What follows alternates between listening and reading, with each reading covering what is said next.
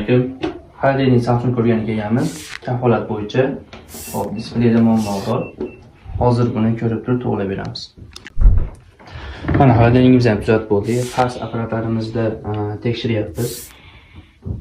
Xudo xolasa boshqa joyda muammo yo'q. Sensorni ham ko'rishimiz mumkin. Ishlayapti.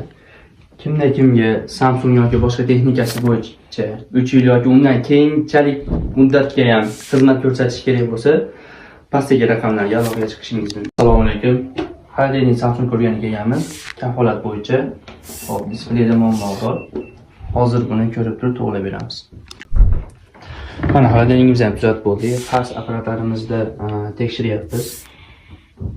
Xudo xolasa boshqa joyda muammo yo'q. Sensorni ham ko'rishimiz mumkin. Ishlayapti. Kimga Samsung yoki boshqa texnikasi bo'yicha 3 yil yoki undan keyinchalik muddatga ham xizmat ko'rsatish kerak bo'lsa, pastdagi raqamlarga aloqaga chiqishingiz mumkin.